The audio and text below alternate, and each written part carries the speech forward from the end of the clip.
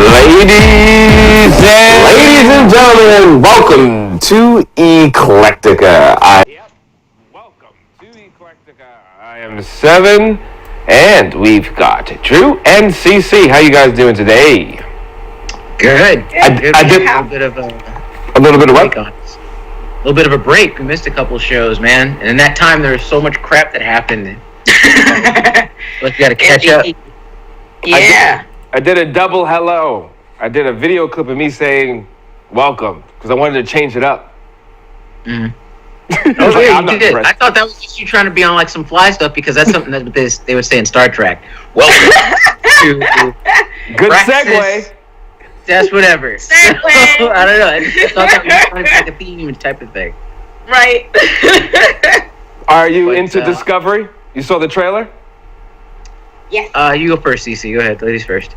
Love the trailer, first of all. Thank you, Drew, for that, because I gotta talk about, first of all, because we were just talking the other day about how bad we needed more female superheroes, or more female heroes, and more particularly diverse women representation. Mm-hmm. Holy crap, this trailer is like, just in that essence, it was amazing to me. And I think they casted Sonequa Green really well, made her kind of the stern hardliner, like you said, and definitely, yeah. And I love the graphics look amazing, and it was very interesting how they kind of laid out the storyline, because at first when you see them, they're like walking through this desert and you're like, what's going on? You know, you don't even think it's a Star Trek trailer. And then suddenly the ship comes out, you're like, Discovery! Ah! So I just thought it was great, but I'm really happy to see Sonequa Green transitioning from The Walking Dead, because from my understanding, it was not sealed that she was going to be in this movie until after she was, already knew she was going to be killed off. Oh, TV show. So good on? In the show. Yes, TV show. No, don't even trip, because I thought it was a movie too when I first saw the trailer, and I'm like, wait, CBS? I'm like, that makes it a television show. Right. I'm like, it's going to be a series. That. But you can't tell. I swear, the quality of the trailer that I saw, I don't know how the actual show's going to look. It could switch up on us, but from what I saw in the trailer, mm-hmm. I thought it was legit the next Star Trek film following in the same vein of Into Darkness and the most recent one that came out, which name I can never remember for some reason. The last one, Beyond.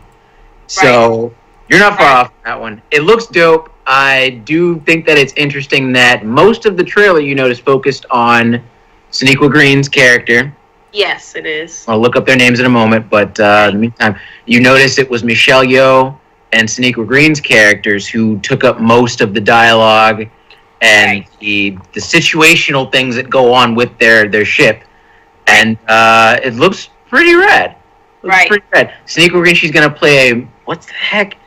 Her name? Get this. Her name is Michael Burnham, which kind of raises an interesting flag on me, because I'm like, how the hell? Maybe it's like a future thing, and the people aren't saying the name Michael for boys anymore. But that kind of ties into what we see in the trailer, because as I think we learn, the dude who's been in every other sci-fi thing ever made, who plays the Vulcan guy, mm-hmm. he makes a note that I guess her character is half Vulcan, or she couldn't speak the language Vulcan because she was too human. So I'm like, so she's going to be like Spock, where she's half human, half Vulcan. Right. And that jumps into what Seven was saying, because, spoiler alert, Seven, you don't like Sonequa Martin Green's acting style. Damn, you gotta wow.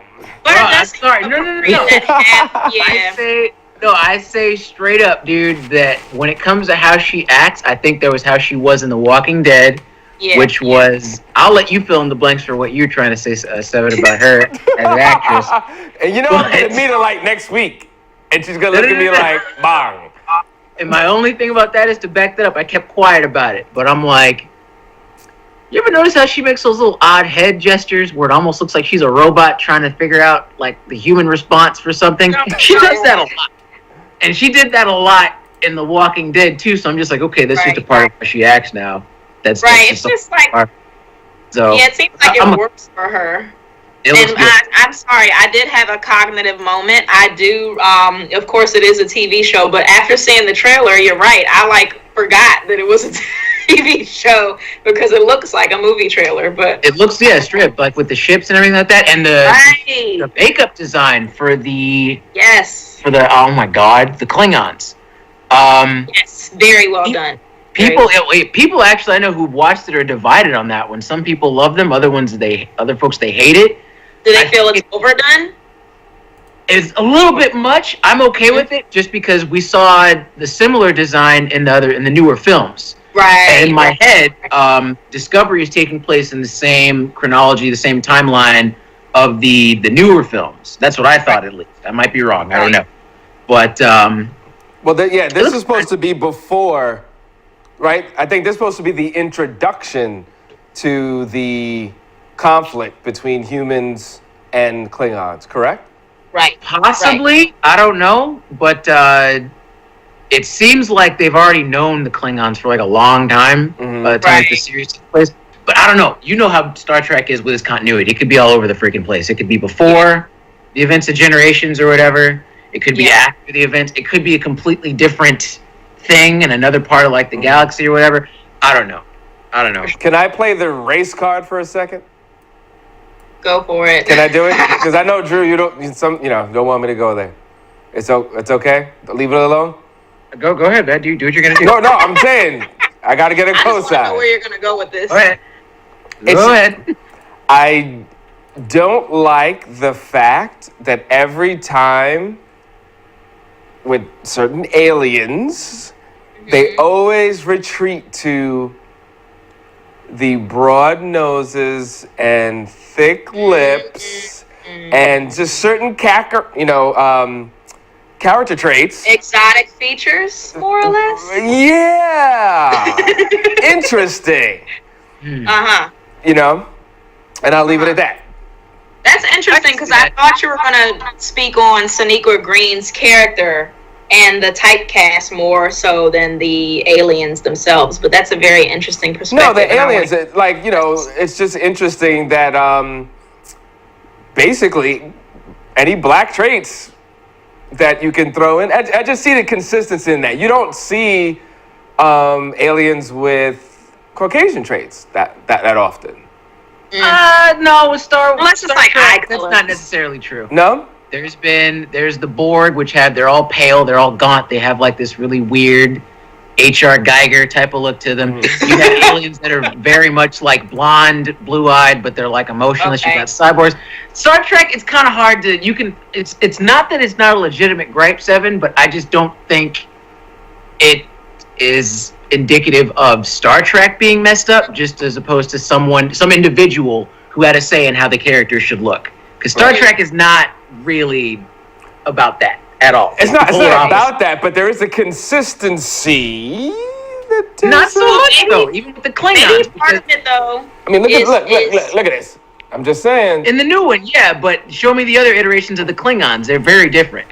Okay. That's why some people hate the new design, because of that very reason. Oh, okay. Do you think The that Klingons part of haven't it, always looked like. right? But do you think that part of the original design, even in, God forbid I bring Star Wars up in a Star Trek conversation. That's right. But talking about both of them, I seem to have, to me, it was kind of like their way of saying that you should be more accepting of people who have different features from you. So it's kind of like almost like that Zootopia moral to the story type of thing where, if they're aliens. Spoiler alert, I haven't seen Zootopia yet. Watch it. What? Okay. I'm joking. I haven't seen I just mean in the sense that because certain animals had predetermined occupations that they had to do. So like the bunny rabbit couldn't be a police officer, but she really wanted to be a police officer. But they kept telling her she couldn't be because she was a bunny rabbit, and that's not what bunny rabbits are supposed to do. So It's kind of like that, where just like the guy who played Finn. And he was talking about the backlash and that, and even people apparently are getting a lot of backlash for this Star Trek trailer that just came out. And it's like you literally have every alien imaginable, but those things are issues. And I think that when you look at the creators of both of those franchises, that's ultimately what they were trying to tackle, in a sense, is honoring the humanity in all of us, even in so-called aliens, right? Yeah, Star Trek more so, I feel, than Star Wars. Star Wars always have this idea that there's thousands upon thousands of different forms of life out there, and really the one thing that matters at the end of all things are those who would destroy and those who would preserve. That's like the looming dark side, light side, force thing, Star Wars. Right. Star Trek, it was the idea that they took the idea of our humanity and they applied it to all the other aliens that they befriended. So the aliens that exist in this universe or multiverse now is the idea that they each incorporate different traits of us. Star Trek is talking about us as a people. Right. So, and even in the waves that it made, like, you know, Lieutenant Uhura, sorry, I mispronounce her name all the time, but Lieutenant Uhura was like, that was the first time that a black woman had been cast on primetime TV, nonetheless, in a role where she was in a leadership position and she wasn't typecasted based on stereotypes. And not only that, can I just thank you for not automatically dumping to the idea that, oh my God, Uhura was the first woman to ever have an interracial kiss with a white guy on camera. I thought that was where you were going. Yeah, no, I was going there, but no, that was far more important. So much. Yes, that was, and before I even get to that, that was don't go to that because MLK was a Trekkie.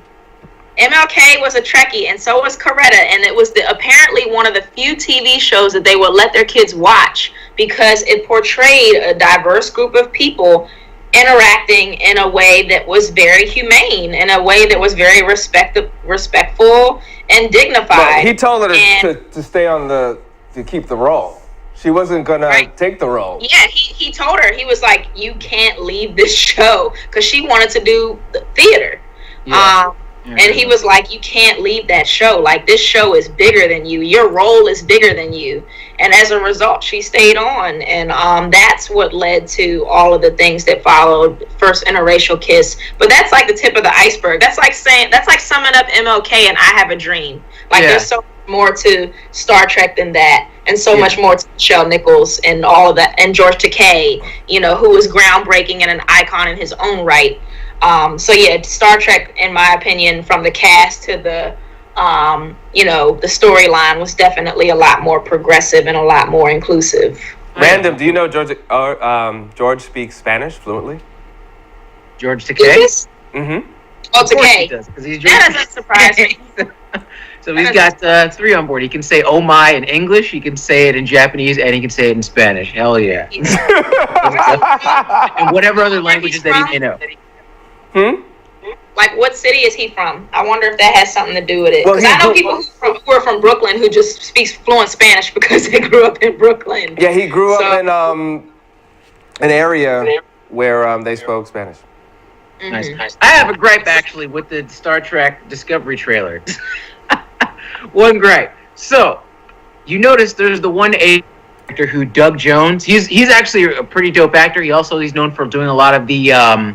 not the mocap, but he does a lot of the motion work for a lot of creatures and films and stuff like that. He was in Pan's Labyrinth. He does a lot of theater stuff too. He plays a character in Star Trek Discovery. Lieutenant Saru is his name. I think he's the blue dude that has like the really kind of like gnarly, almost insectoid type of features. He says that he has a special ability where he can sense death. Okay. Oh, and then he has that line where he's just like, and I sense it now. And my thing is, that's cool and all, boy. But I kind of figured that, you know, signing up to Enterprise or the Alliance, it kind of comes with the territory. So I feel like his character might be a little bit redundant, because if we're getting blasted on by an enemy ship, right? All of a sudden, oh my God, I sense death. I'd be like, yeah, mate, as I'm trying to drive the ship, yeah, bro, I kind of see where you're coming from. So what? Please let there be more to him than that, because that's going to be annoying really quick. I sense death right as we're getting blown to all hell. That's a superpower that's kind of whack. It's like he's like Hindsight, from South Park. It's like the crap happens after. Captain Hindsight. Captain Hindsight. So I'm just like, I kind of got that idea that death is Starship. Oh yeah, who'd have thought? Yo, I've got a friend from college, and we call him Captain Hindsight, though. Oh my gosh! shoot. Yeah, Shout out that to was Captain really my only Hindsight. gripe with it. I like how when I first saw the very first scene, I'm like, is this Star Wars? Did you get that whole It was Tatooine feel? Yeah, you're thinking Tatooine, man. You Yeah. see people in like fly ass the coats, the desert coats. Right. Yeah. Where the Jawas at on some Untidi stuff. So Right. You know what it is? It's someone that's a Star Wars fan that happened to get a job at Star Trek, and they, you know what I'm saying? Same thing with J.J. Abrams. He took a lot of Star Wars things, scenes, effects, and like put it into the reboot of Star Trek. And then, that's why I think some people should stay on one or other property. They shouldn't be crossing back and forth. that was part of it. Well, aside from the whole purist Star Trek, Star Wars thing, there was the idea that his style might be a little too recognizable, and it would just kind of be like taking the same model and the same style and then applying it to something else. Mm-hmm. Right. Which I don't know, pros and cons for that, because I think he made good films on both fronts. Mm-hmm. But yeah, anybody else on that purist stuff? Oh my god, he can't do Star Trek. He's already doing. I mean, look at it. Look at that intro. It was just like, It doesn't bother me. My thing is, it's like the reasons for people not wanting him to do both, I felt could be kind of stupid. It's like, why? Because it's Star Trek versus Star Wars. I'm like, okay, but they gave him all those to bust out with these projects. So would you say no to however many $1 million they offered him? So I don't know, man. I don't know. Man. And who in their lifetime can be like, yeah, I worked on both of those iconic franchises. Right, exactly. That's not something I necessarily want to say no to. So Right, and part of it is like, you can still maintain the integrity of the storyline and step outside of the box for once, maybe. Try something new. It's 2017. This is supposed to be a futuristic show. Like, why are you so conservative about something that's supposed to be based on being different and being unlike anything you've ever seen before? You should expect the unexpected. yeah, the concern is them looking too much alike, because if both franchises have lens flare and the same types of cinematography that we saw in the other franchise, it just reminds us that, the same guy that did Star Wars, the other iconic sci-fi series, also did this one. So they're worried that'll take away from the mystique, the lore, the grandiosity of the franchise. But it's fine. Like, come on, it's okay to like you said, think out the box and have someone try to do two things in their own style, because it'll come out different. There's vast similarities and there's vast differences between Star Wars and Star Trek. So For sure. I don't know. That's all I got on that one. Right, like Star Wars doesn't have Klingons. Like, that's just like a dead giveaway. No, they just have like a bunch of other things with almost unpronounceable names that look a lot like Klingons. So. And I feel like, well, to me, the Star Trek, Enterprise, Discovery, all those ships are a lot more distinct to me than the Star Wars ships are. Like, just the shape, and like you could pick it out of a lineup easily. You know what I mean? Like no other. Like it's like a UFO, but then it's not. And it's no other. Like, you can, as soon as you see Star Trek. I'm on the opposite end of that one. I think the Star Wars ships are way more identifiable. You can show pretty much anyone on the planet, I think, a picture of the Millennium Falcon. Yeah, and then they'll be like, it's the Millennium Falcon. Either TIE Fighter versus the X-Wing. And then you can show 8 Enterprise shirts, the Star Trek ships back to back to back. And I'd be like, I'd recognize the one that Sulu was on. I recognize the one that, Worf was on. But Right, there are certain things about it that's very distinct. Like, I feel like Star Wars has more recognizable characters, but, I don't know. I'd say so. Have about the same amount of recognizable characters, but they're definitely different. Like, there are certain things about them, like the teleport you know, that's distinctly Star Trek, and you know, the stormtroopers. Yeah, they are more. Like, you can, come on, guys. Like, it's not that serious. Yes, it is. Okay, apparently it is, but I'm still gonna see it. And then you got those people that they're on one side or the other of the battlefield. I love them both. I'm not like on some purist stuff. I like them both. I think that they have very interesting things as a whole. But right. Seven, you're apparently on one side. I'm not sure what side that is. Actually, you know what?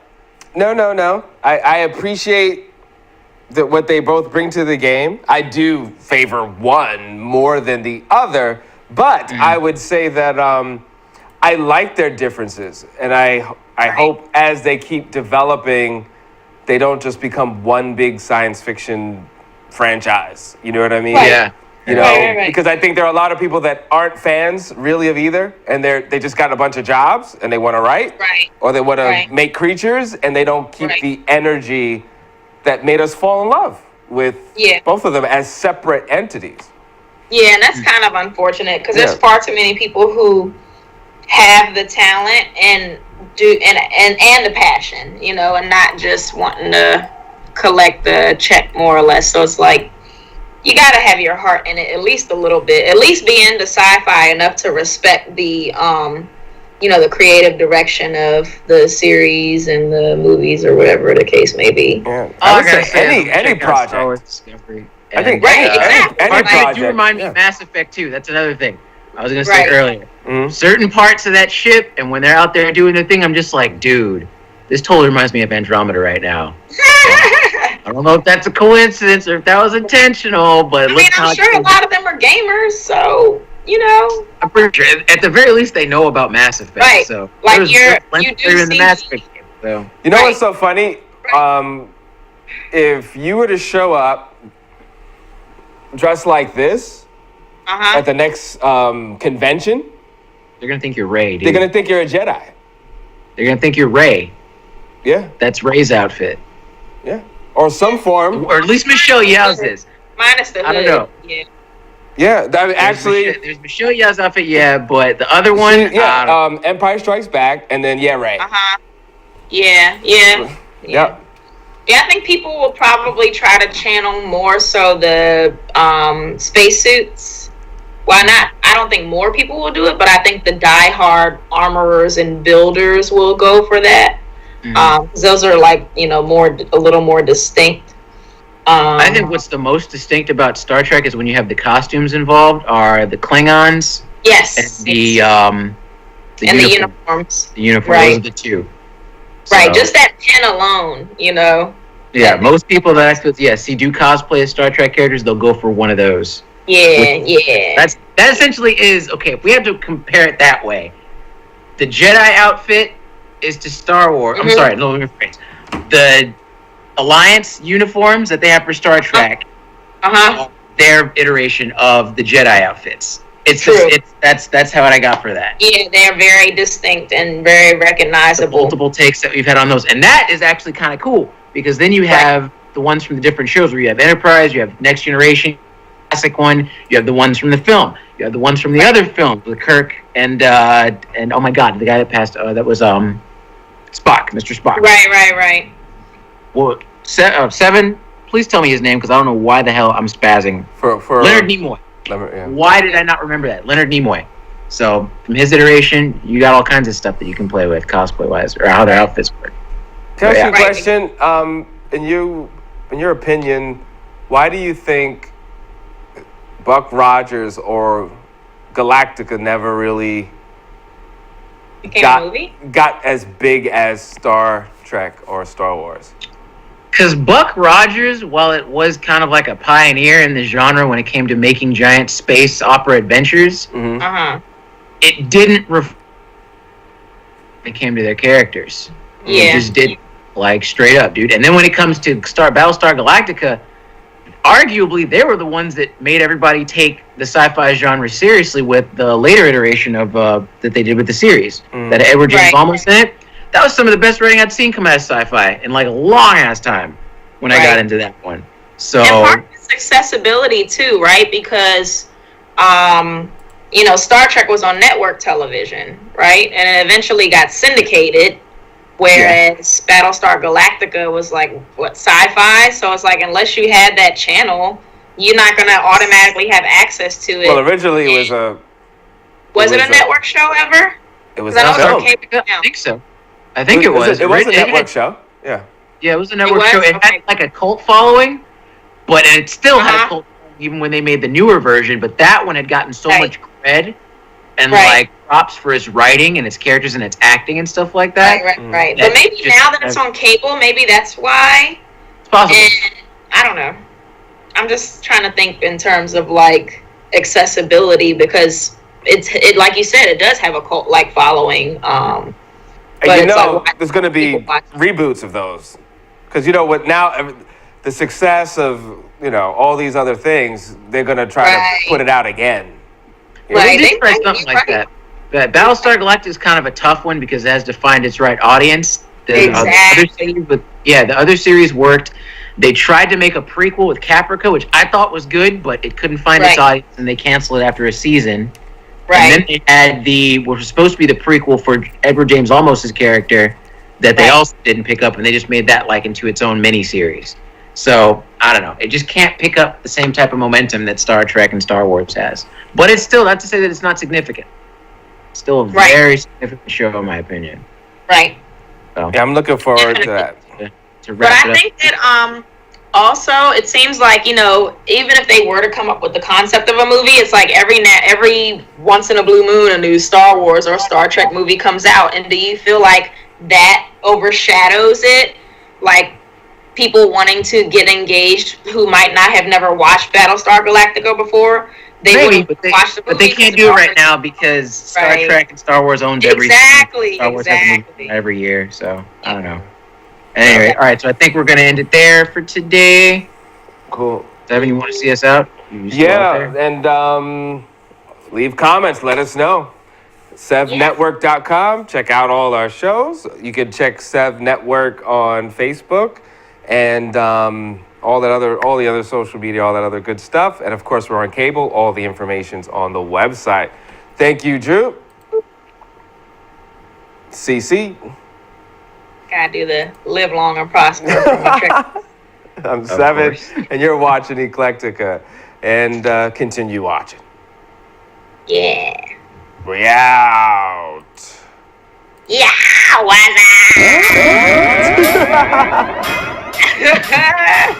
I'm like one of the Mogwai, dude. You remember that commercial?